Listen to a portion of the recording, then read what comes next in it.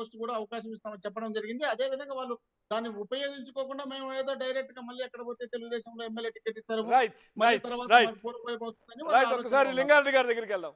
లింగారెడ్డి గారు, రేపు మీకు కాలం కలిసి వస్తుందని ఆశ ఎదురు చూస్తున్నారా?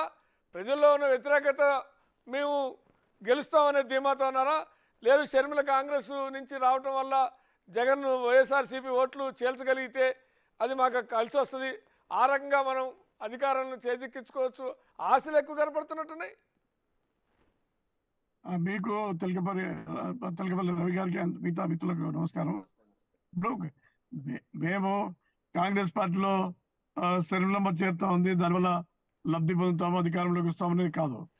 మేము అధికారంలోకి వస్తామనేది ఇప్పుడు మాకు 2-3 సంవత్సరాల కిందటే తెలుసు. 2-3 సంవత్సరాల కిందటే మాకు అధికారంలోకి వస్తామని తెలుసు.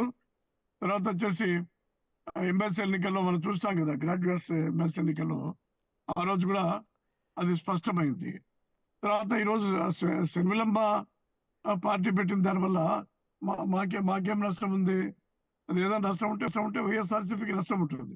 ఎందుకంటే రాష్ట్ర విభజన తర్వాత నష్టం మీకు లాభం, మొత్తము పొరుగు నష్టం ఏదో అంటారు కదా సామెత. రవి గారు అయితే బాగా చెప్తారేమో. పౌరు నష్టం పొందు లాభం, పొరుగు నష్టం పొందు లాభం. కాబట్టి మాకేమి దానివల్ల నష్టం వచ్చేది లేదు. ఆ ఇబ్బంది ఏదో వైఎస్ఆర్ పార్టీకే ఉంటుంది. ఎందుకంటే రాష్ట్ర విభజన తర్వాత మొత్తం కాంగ్రెస్ పార్టీ ఇన్ టోటో అది వైఎస్ఆర్ పార్టీలోకి పోయింది. ఈరోజు ఆ పార్టీ దెబ్బతినిపోయి అధికారంలోకి రాలేమని చెప్పి 92 మందిని అంత మార్చేటువంటి సందర్భంలో వాళ్ళందరికీ వైఎస్ఆర్సీపీలో ఎమ్మెల్యే టికెట్ పోగొట్టుకునే వాళ్ళందరికీ కూడా ఇక్కడ స్థానం లేదు, తెలుగుదేశం పార్టీలో స్థానం లేదు. ఒకవేళ మా అంటే 5 మందికో 10 మందికో మా దగ్గర సామాజిక సమీకరణలో, ప్రాంతాల సమీకరణలో, లేదంటే ఆ పార్టీలో ఉండి మా నాయకుని మా పార్టీని ఇష్టం వచ్చేట్టు తిట్టకుండా ఉండి మా పట్ల కొంత సానుభూతితో సానుకూలంగా కొంచెం ఉన్నటువంటి వాళ్లకు అవకాశాలు కొంతమందికి మాత్రమే ఉంటాయి. మిగతా 90% మందికి అవకాశాలు లేవు. వాళ్ళేమో ఆ 90% మంది రాజకీయాల్లో ఉండేటువంటి వాళ్ళు రాజకీయాలు మానుకోలేరు. ఖచ్చితంగా ఫస్ట్ ఆప్షను తెలుగుదేశం అనుకుంటారు. అవకాశం లేనప్పుడు ఖచ్చితంగా శర్మిలమ్మ నాయకత్వంలో పార్టీలోకి పోతారు. దానివల్ల మాకు వచ్చిన నష్టం ఉంది, మాకు మేలే జరుగుతుంది. కాబట్టి మేలు జరుగుతుందనే సంతోషం, నేనన్నది కూడా అదే. మేలు జరుగుతుందని సంతోషంలో ఉన్నారా? నేనన్నది కూడా ఏం లేదు, మేలు జరుగుతుందని సంతోషం ఎక్కువ కనపడుతుంది అంటున్నా.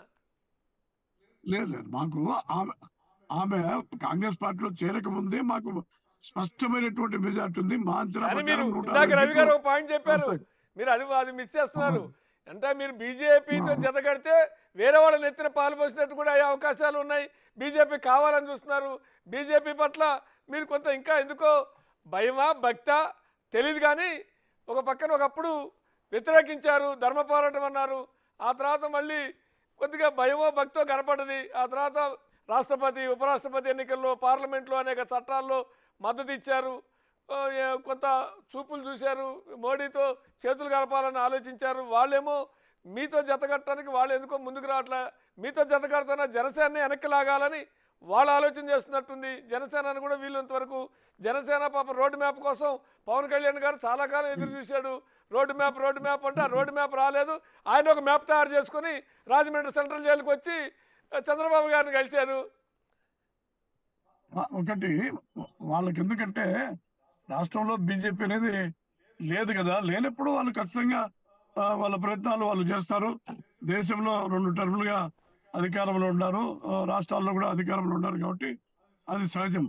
అయితే మేము బీజేపీతో జత కడతామా లేదా అనేటువంటి విషయం అది అధిష్టాన వర్గం తేల్చలేదు. అయితే ఒకటి ఏమనిపిస్తా ఉందంటే మనము నష్టపోయినాం. అంటే ఈ పార్టీ ప్రభుత్వంలో 11 లక్షల కోట్లు 12 లక్షల కోట్లు అప్పైపోయి అన్ని రంగాల్లో నష్టపోయినాం. సంక్షేమం పోయింది, అభివృద్ధి పోయింది,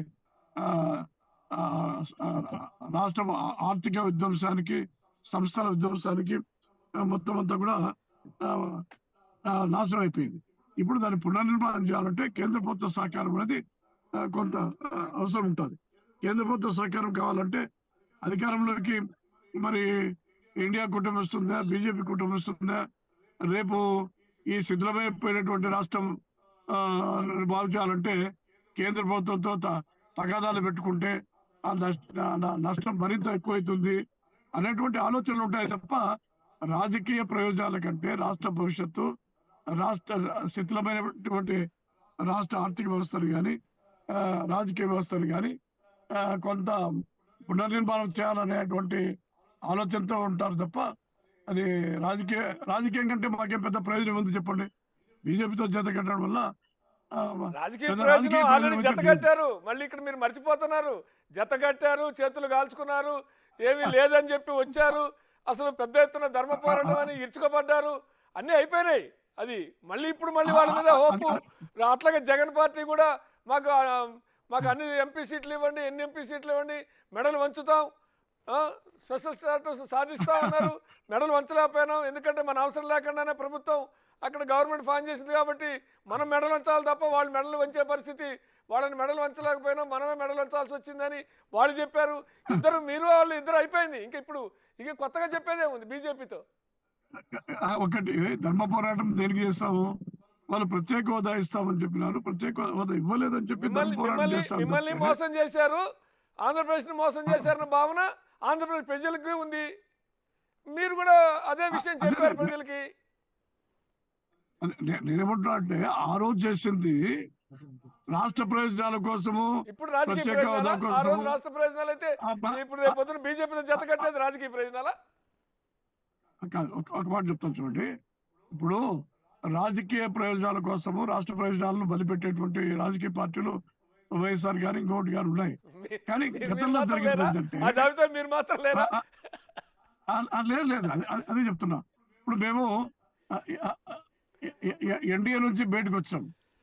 ఎన్డీఏ నుంచి బయటకు వచ్చి ఇద్దరు మంత్రులు మళ్ళీ ఎన్డీఏలో చేరాలనుకుంటున్నారా లేదా? అదే చేరారు, వచ్చారు, అయిపోయింది, మళ్ళీ ఎన్డీఏలో చేరారు. రవి గారు అది అడుగుతున్నారు. ఒక్క నిమిషం రవి గారు అది అడుగుతున్నారు. రవి గారు, పవన్ కళ్యాణ్ ఉన్నాడు కదా ఎన్డీఏలో. అవును, పవన్ కళ్యాణ్ ఉన్నాడు, వీళ్ళు కూడా పోవాలని ఉన్నాడు కదా, మీరు కూడా పోవాలి, అందులో సందేహం ఉంది. లేదు సార్. ఇప్పుడు మీరు పవన్ కళ్యాణ్ ఎన్డీఏలో ఉన్నాడు, కానీ పవన్ కళ్యాణ్ తెలంగాణలో పోటీ చేసినా మేము చేయలే కదా. ఎన్డీఏలో చాలా పార్టీలు ఉంటాయి. ఇప్పుడు ఎన్డీఏలో వేరే రాష్ట్రాల్లో చాలా పార్టీలు ఉంటాయి. ఏ రాష్ట్ర ప్రయోజనాలు ఆ రాష్ట్ర ప్రయోజనాలు అని ఆలోచన చేస్తుంది. ఇప్పుడు పవన్ కళ్యాణ్ గారు అక్కడ తెలంగాణలో బీజేపీతో పెట్టుకుంటే మేము కాదనలేం కదా. మేము ఆంధ్రప్రదేశ్ వరకు ప్రస్తుతానికి మాట్లాడుతున్నాం. మేమేమంటున్నామంటే అప్పుడు బీజేపీ నుంచి మా కేంద్ర మంత్రులు బయటకు వచ్చి ధర్మ పోరాటం చేసినప్పుడు రాజకీయంగా నష్టపోయినాము.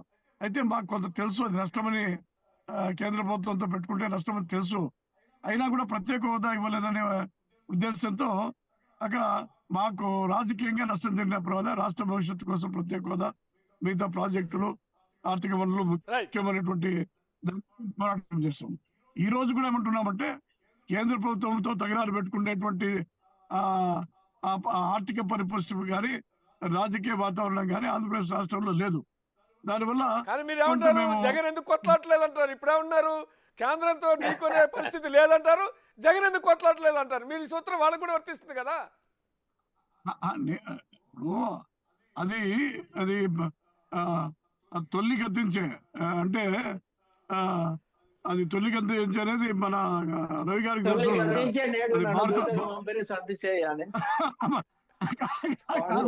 అది తొలి కత్తించంటే గతం కదా. ఇప్పుడు రాజకీయ పరిస్థితుల్లో కేంద్రంతో ఢీకొనే శక్తి ఆంధ్రప్రదేశ్ లో ఉన్న రాజకీయ పార్టీలకి లేదు అని తేల్చేశారు. దట్ ఈస్ ద మ్యాటర్ అండి. ఇంకా అంటే మేమైతే ఒక ప్రయత్నం చేస్తాం కదా, ఢీకొనే ప్రయత్నం చేస్తాం.